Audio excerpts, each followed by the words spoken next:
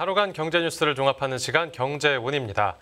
올해 미국이 통화 긴축 기조에서 완화적으로 돌아설 것이란 기대감이 커지면서 미국의 기준금리 인하 시점이 구체적으로 언제가 될지로 관심이 쏠렸습니다. 그런데 전망 관련해서 다수 기관들이 한 목소리를 내면서 주목을 끌었는데 관련 내용 홍 기자의 뉴스 포인트에서 바로 만나보겠습니다. 지금 자리에 홍경표 기자 나와 있습니다. 안녕하십니까? 안녕하세요. 네, 미국 중앙은행인 연방준비제도가 네. 기준금리를 언제 인하할지 이제 예상하는 시점들이 다들 중구난방이었는데 그렇죠. 이번엔 투자은행들 전망들이 일치했다고요? 맞습니다. 세계 경제 중심인 미국의 돈값, 금리. 전 세계 시장이 예의주시하고 있는데요. 특히 올해 처음으로 금리를 내릴 것으로 예상이 되고 있기 때문에 그 어느 때보다 미국 연방준비제도 연준의 이제 움직임에 관심이 집중되고 있습니다. 네. 글로벌 투자은행들도 당연히 관심이 많고요. 각자의 역량을 총동원해서 금리 전망을 하고 있습니다. 네. 그런데 이 글로벌 투자은행들이 일제히 미국의 금리 인하 시작 시점을 2분기로 예상을 했어요. 올해 2분기. 예. 네. 그러니까 우리나라 한국은행이 이제 글로벌 투자은행의 금리 전망을 모은 이제 보고서를 최근에 냈습니다. 네. 여기서 한국은행은 미국 FOMC 정례 회의 이후에 이제 글로벌 투자은행들의 의견이 모아졌다. 밝혔습니다. 네. 그만큼 금리 인하 시점에 대한 시장 불확실성은 어느 정도 해소가 된 상황이다 이렇게 평가가 되는데요. 당초에 이제 금리 인하 시기는 상당히 다양했어요. 투자은행들은 지난해 말까지만 해도 10곳 중 5곳, 그러니까 50%가 2분기, 네. 3곳이 3분기. 두 곳이 이제 4분기 중에서 이제 기준금리 인하가 올해 시작될 것이다 이렇게 내다봤습니다. 이때도 사실 2분기가 제일 많기는 했는데요. 네. 그러다가 올해 1월 들어서 이제 조기 금리 인하 기대가 좀 많이 커졌어요. 네. 10곳 중 2곳이 1분기, 7곳이 2분기, 이제 한 곳이 3분기로 전망이 바뀌었습니다. 네. 그런데 아예 4분기 전망은 아예 사라졌어요. 그 전에 다 인하가 될 것이다 이렇게 봤는데 네. 그러다가 지난 FOMC 직후인 이달 초부터는 이제 1분기와 3분기 전망도 사라지고 2분기 전망만 남았습니다. 투자은행 10곳이 만장일치로 2분기부터 기준금리 인하가 시작될 것으로 본 것이죠. 만약에 정말 2분기에 금리 인하를 안 하게 되면 상당한 쇼크가 예상이 됩니다. 그럴 수도 있겠네요. 네, 이렇게 글로벌 투자은행들이 금리 인하 시점으로 정말 우연일 수도 있지만 이렇게 일제히 2분기를 선택한 특별한 이유가 있습니까? 네, 올해 초 FOMC가 이제 정책 결정문에서 인플레이션 완화 지속에 대한 더 큰 확신을 얻기 전까지는 금리 인하가 바람직하지 않다고 언급한 영향이 좀 큰 것으로 분석이 되고 있고요.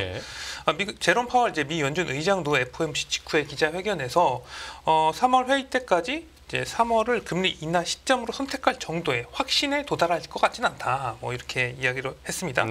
그러니까 이제 3월에는 금리 인하가 힘들 것 같다. 이런 의미로 해석이 되고 있고요. 그런데 1분기에는 금리 인하가 힘드니까 그럼 3분기는 좀 멀고. 그래서 2분기가 금리 인하 시점 될 것이다. 이렇게 이제 글로벌 IB들이 전망하는 것으로 좀 분석이 되고 있습니다. 네, 그렇군요.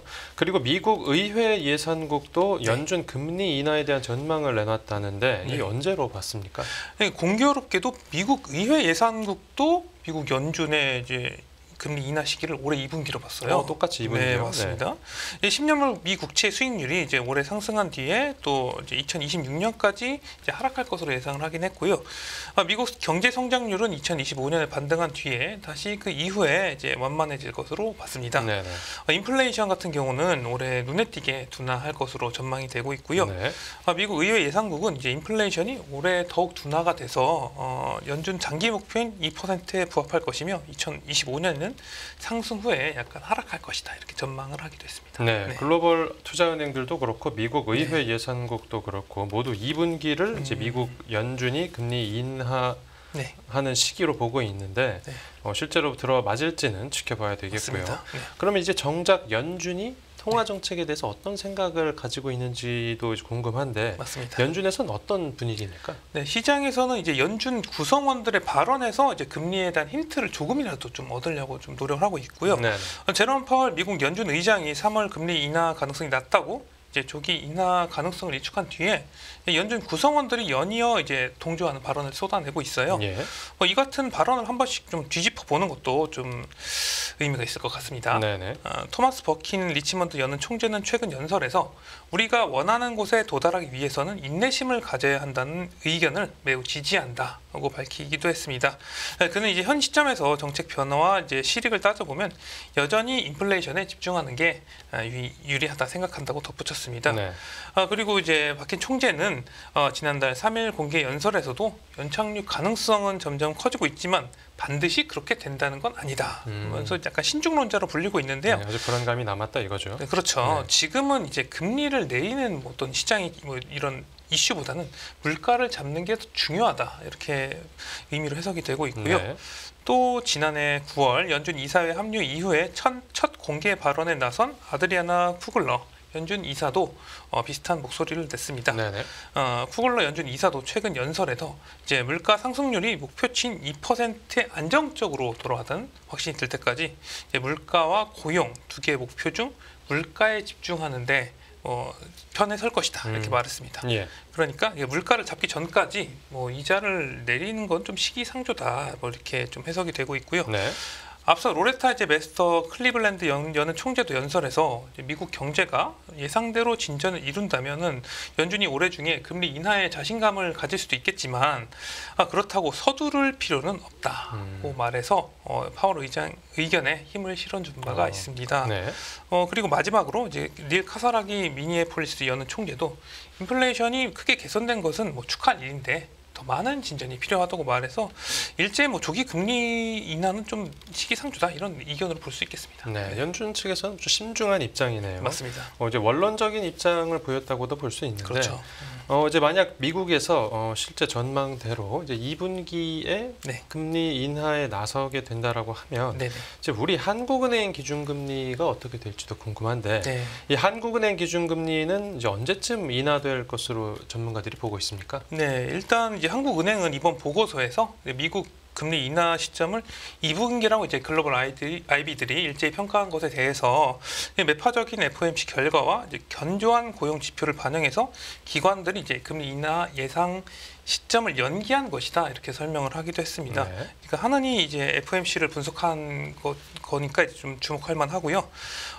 미국 연준이 2분기 중 기준금리 인하에 나서면 한은도 올해 하반기부터 금리를 인하할 가능성이 크다는 게 이제 지배적인 시장 전망이라고 할 수가 있겠습니다. 예. 왜냐하면 연준이 2분기에 금리 인하를 하게 되면 뭐 남은 건 3분기와 4분기잖아요. 그럼 이제 하반기가 되니까 이때는 좀 금리를 내리지 않겠냐. 뭐 이런 전망들이 많고요. 네. 또 추가 긴축 여지가 해소된 가운데 이제 구체적인 그러니까 3분기냐 4분기냐 뭐 구체적인 금리 인하 시기는 앞으로의 경제 상황에 좀 좌우될 것으로 보이는데요. 네. 이창용 한은 총재는 이달 1일 이제 경총 주최 행사에서 미국이 뭐 금리를 빨리 내린다고 해서 우리가 빨리 내릴 것을 기대하기는 쉽지 않다. 면서 이제 신중한 태도를 나타낸 바 있는데 뭐 2분기에 내려서 뭐 빨리 3분기에 내려야 된다 뭐 이런 이견보다는 좀 신중하게 좀 움직이겠다 이런 뜻을 밝힌 것으로 보입니다. 네, 한미 금리 차도 여전히 이제 맞습니다. 큰 폭으로 벌어져 있는 상태니까요. 네. 네, 알겠습니다. 첫 번째 뉴스 살펴봤고 다음 뉴스 보겠습니다. 네, 서학개미 해외 채권 투자 활황인데요. 국내 개인 투자자들이 네. 지금 미국 채권에 대해서 많은 관심을 보이고 있나 봅니다. 그렇죠. 이제 글로벌 통화 정책 전환이 기대되면서 지난해 하반기부터 국내 개인 투자자들의 해외 채권 투자가 급증한 것으로 나타났습니다. 네. 한국은행에 따르면 국내 개인 투자자들의 이제 만기 1년 이상 해외 채권 투자 금액은 37억 달러를 기록을 했습니다. 네네. 지난해 이제 개인들의 해외 채권 매수 규모가 브라질 국채 투자가 선풍적인 인기를 끌던 2014년 39억 달러 이후에 최고치를 회복한 것이죠. 네. 특히 이제 코로나19 이후인 2020년과 2021년은 각각 이제 5억 달러 순매도, 2022년 이제 1천만 달러 순 매수해서 급감했었는데 네. 작년에 가파르게 증가를 했어요. 개인들의 이제 해외 채권 매수는 작년 3분기와 4분기에 집중이 됐었는데요. 네. 이때 이제 3분기에 약 12억 달러, 4분기에는 약 11억 달러 가량 사들였습니다. 네, 작년 3, 4분기에 무슨 일이 있었나요? 이 시기가 이제 해외 주요 금리가 이제 고점을 딱 찍고 반락한 기간입니다. 네. 이 미 국채 10년물 금리를 보면 작년 10월 말에 5% 선을 넘었다가 네. 연말에는 이제 3.8% 부근까지 급락을 했으니까 이제 고점 찍고 내려온 게 아닌가 뭐 이런 분석으로 좀 볼 수가 있고요. 네네. 이제 연준의 금리 인상이 종료되고 올해부터 이제 인하 시기로 접어들 것이란 전망이 반영된 결과라고 볼 수가 있겠습니다. 네. 이 서학개미들은 뭐 금리는 결국엔 내려가니까 채권 가격은 금리와 반대로 움직이기 때문에 베팅에 나선 것으로 좀 풀이가 되고 있고요. 네. 그 개인 투자자들은 이제 해외 채권에 투자를 네. 많이 한 것으로 나타났다고 설명해 주셨는데 네. 반대로 기관 투자자들은 뭐 그렇게 적극적으로 나서지는 않았다고요. 네, 맞습니다. 이제 국내 보험과 증권사들은 이제 해외 코로나19 이전까지는 해외 채권 투자에 적극적이었어요. 네네. 이제 국내 채권 투자보다는 해외 채권 투자가 상당히 좀 수익률이 좀 높다 이런 인식이 좀 있었거든요. 하지만 이제 지금은 이제 개인 투자자에 비해서 해외 채권 투자 회복세가 그렇게 뭐 강하지는 않은 것으로 나타났습니다. 네네. 보험과 증권 등이 포함된 이제 기타 금융기관의 장기 해외 채권 순매수 금액은 지난해 한 35억 달러 가량에 그쳤는데요. 이제 코로나19 이후인 뭐 2020년 33억 달러 순매도, 작년 46억 달러 순매도보다는 늘었지만 2019년에는 사실 156억 달러를 사들였는데 네. 이에는 한참 못 미치는 규모가였습니다. 네. 특히 금융기관들은 작년 3분기까지 이제 41억 달러 이상 사들이다가 이제 금리 하락이 본격화된 4분기에는 6억 달러 순매도를 기록을 했어요. 그러니까 해외 채권 포지션 확대에 좀 신중한 자세를 유지했습니다. 그러니까 어떻게 보면은 지금 개인 투자자 포지션과는 좀 반대라고 볼 수가 있죠. 예. 한국은행은 이러한 움직임에 대해서 금융기관의 경우에 포트폴리오 구성 변화에 좀 시간이 걸리는 것으로 보인다. 개인들이야 좀 뭐 자유롭게 사고 팔 수 있지만 네. 기관들은 쉽게 푸치는 완전히 바꾸긴 좀 어렵지 않습니까? 네.